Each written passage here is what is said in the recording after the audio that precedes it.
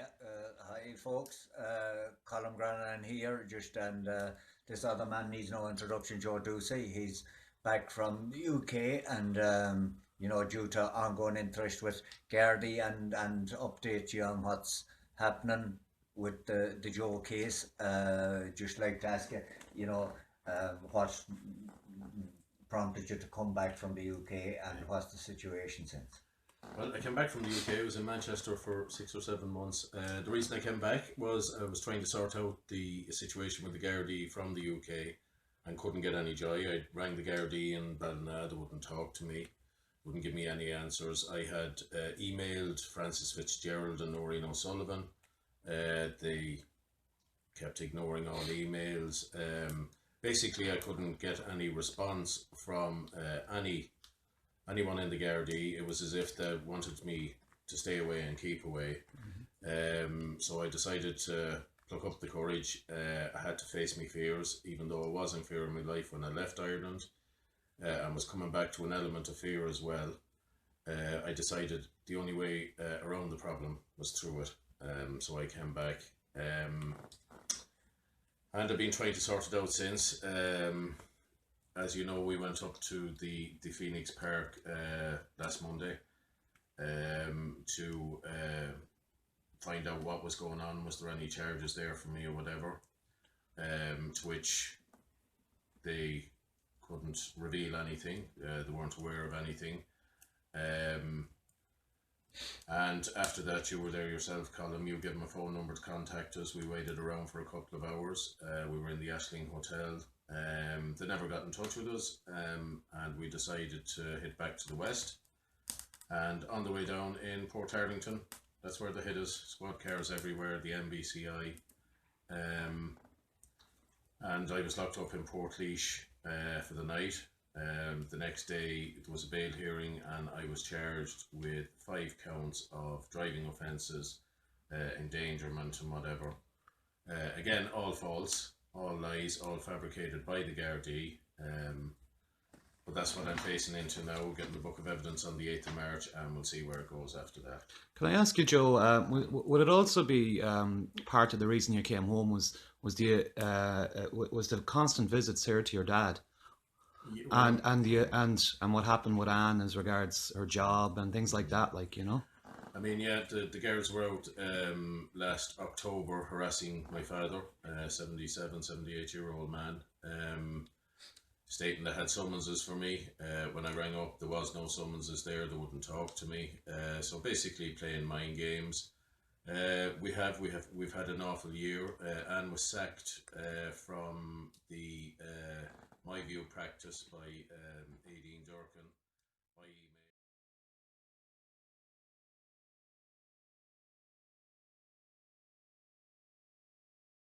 He goes by, but his real name is Martin Lee. And he said under oath in the court in Portlaoise when he was opposing the bail hearing that no such thing happened, that he stated that we fled the scene when they went checking pulse. And that's total, well, not fabrication, it's total lies, because I heard it myself with my own 2 ears, and it's on video as well, and somebody gave us a recording of the courthouse that day as well, and I can hear him saying it on it. So I'm not saying anything that I cannot prove, just in case that there'd be. So. It was a funny thing after we left that day, and I think we waited in the Ashling Hotel for about an hour and a half to see would the ring. We had a few cups of tea there.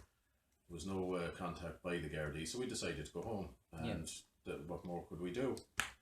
But I think we got as far as Port Arlington when squad cars came from all directions, but notably it was the MBCI that was after us again, the National Bureau of Criminal Investigation, and made a big scene out of it, whatever they were doing involved in this. Mr. Cleary was there, yeah. Mr. Cleary, yeah. I've already stated that the MBCI is the stitch-up section of the Gardaí, and this is what's going on. But yeah, I was arrested and I was brought to Portlaoise and held overnight. I gave Colm, funny enough they didn't see it, I gave Colm a phone and the baton in question, which they didn't see, and Colm had it in his jacket, and I think the guard didn't even search the jacket, did he? Yeah, well, the thing about it is I was going putting on my jacket when I got out of the car, and he told me to leave it off, that he was going searching that and to empty out my pockets. I emptied out my pockets. I had my own 2 phones, and he said one of them is an iPhone, and he says, that was the phone Doocey gave you. I says, that's my phone and you're not getting that. But I was kind of weary when I threw my jacket up on the roof of the car, and he said he was going searching it, but he didn't. He went to search the 3rd passenger in the car to see had we given the phone to him.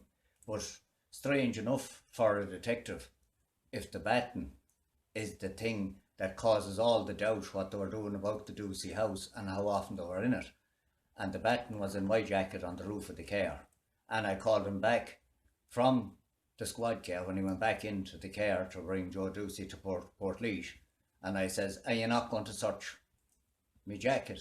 And he didn't. You know, I couldn't believe it. Here he was with everything that he wanted.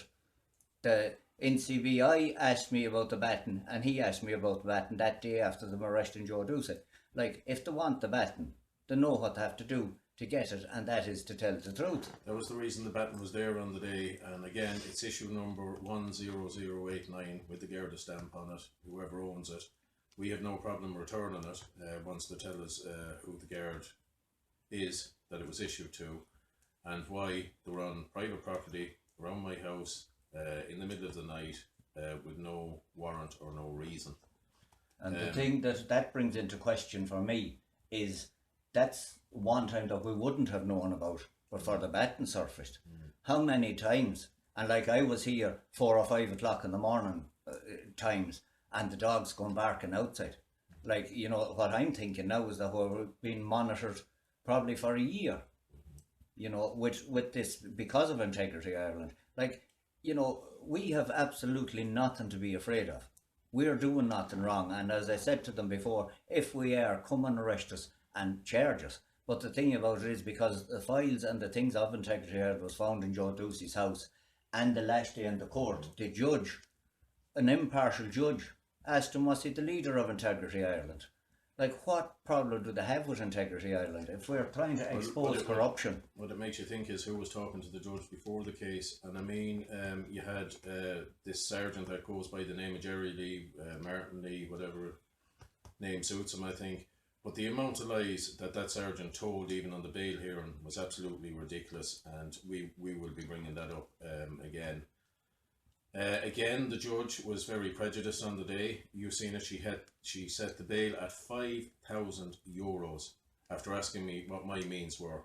I wasn't even signing on. I had no income whatsoever. So that was just a way of saying, right, well, we're going to put you away. You know, it's again the corruption within the state, the Gardai and the judges working together, and the DPP. But we have a lot of questions to ask. We want to know who issued the summonses, 5 summonses from the DPP. Because we have, I have personally put out a lot of information on corruption within the DPP and the connection between Liz Howland and Brendan Howland, and also Claire Loftus and her connection with Alan Shatter and whatever. It's all there, all the evidence is there. And so there's a lot of questions to be answered there. Yeah, well, and something that struck me as you know, this coordinated plan to arrest, as the newspapers refer to him as the fugitive, you know, where all this known locally as the fugitive. Like, you know, all this is being drip fed to the media to create a prejudice. And I believe, and anyone with common sense would believe, that if they wanted to arrest Joe Doocey, they could have come to the house. He was here for weeks before we went up to the Phoenix Park. They could have come to the house. They could have done anything, but where they done it, in the middle of a busy town. If he was so reckless and running over the ways they stated guards and no respect for anyone, why would they try to stop him in the middle of a town? And we came in a dual carriageway into the town, and there was another one after the town, and they endangered everyone. If he had been the person that they allege he is, sure, there was no one safe in the town that day. You know, this I mean, is they've gone to trial by media now, and it's just I've been going through the papers, the Connacht Telegraph here, and I think you'll see that one. It says Gardai tracked down Mayor fugitive, And what they're saying is that they tracked me down in a planned operation. This is an hour or two after we'd been in the Phoenix Park, so there was no planned operation. They also stated that they were actively seeking me in the UK. We can actually prove that they weren't seeking me in the UK. The Connacht Telegraph, the journalist in question here is Tom Shield, and he's also done headlines. He's always given me the front page, even from last June. And he's going to be witness summons to court to ask where he's getting the all this information, which is lies, and why he's being so prejudiced towards me. We believe that maybe the Sergeant Casey's brother may be a journalist for this paper as well, and we believe there's probably another connection there as well. But yeah, the Gardai are determined to get the wrong information out there, and they're also already intimidating my witnesses and threatening them. So I'd just like to get all this on file before the case, because they're just out trying to do as much damage as they can before I go to trial. But as I say, I've no fear facing them in trial. We have an awful lot of evidence on the Gardai and what was going on here and on the MBCI, and we're ready for it. Okay. Can I ask a question, Joe? Yeah. It's obvious that the guards have been in touch with these particular newspapers to try and give their version of events. Have the newspapers contacted you or your partner at any stage to get your version of events? No, never. And nor was anyone ever questioned by the Gardai as to my whereabouts, and I never hid my whereabouts. The reason I was in the UK was I was in fear of my life. I left Ireland the day after the Baton attack in fear of my life. I tried to get protection from the other side by contacting the Minister of Justice, Francis Fitzgerald, and Noreen O'Sullivan. I think there was somewhere in the region of 16 emails which they ignored. Prior to this event happening on the 8th of June, I had also written letters stating that I feared something was going to happen because Gardai and detectives were continually calling to the house here. Last January we had a raid by 20 armed Gardai, who claimed that I had sent emails, that I was a terrorist, that I was then an international terrorist, that I was then conducting a paedophile ring, all the standard procedure that they use against everyone that they're trying to destroy by character assassination. We're 15 months later down the line and there still hasn't been no charge. So I mean, in relation to these alleged emails, these allegations. Yeah. I mean, the only reason the Gardai came after me, and indeed they're watching Colm as well, is because at the time we were members of Integrity Ireland. We're no longer with Integrity Ireland. We've set up a new group now called UVAC, which is United Volunteers Against Corruption, and we're going to progress to the next level in combating corruption in Ireland, and we're going to be fearless in it. We're not going to be deterred. Are we, Colm? Not a hope. This has to start. And, you know, it's not a warning or it's not a threat. It's a promise that the people in the guards and solicitors, judges, whoever you are, to be expecting, we will notify you that you're on our list for, as being complained about, or that we have proof that you're involved in corruption and illegal activities. And we will notify you to stop your behaviour, that everyone will get a chance to come clean. Otherwise, we will start and we will do peaceful protests outside your house, and we will keep that vigil up until such time as we get results. We'll also let these people's family and neighbours know what they're at. Because there's no state body that makes these people accountable, it's time that we, the people, now make them accountable. And we're going to use various methods, and we're going to have to do what we have to do. Yeah. Innocent people can no longer be going to jail. Innocent people can no longer be harassed and intimidated. We just have to stop it. Yeah, we need to get rid of this thing. What I always say, the majority of people out there think, don't say anything against the guards, they'll get you. Well, that has to change. If the guards are there to protect us, then they're not doing the job when they're fitting us up. You know, the choice is there. They can come clean, change their ways, fade back into where they came from, and do their jobs open and transparent. We have no issue with that. In fact, we applaud the ones of them that are doing their jobs and that are giving us information on the wrongdoings and where to stay clear of. We applaud them and invite their assistance and thank the ones that has already given it to us. But from now on, you know, it has to be a place where ordinary people can live. We also have to try and get into the mainstream media, because they're just ignoring the seriousness and the issue altogether. There was 321 cases thrown out by Frances Fitzgerald from the Justice for All group and whatever. These are serious cases. People have serious grievances, and for her to suggest that they're not worthy of investigation is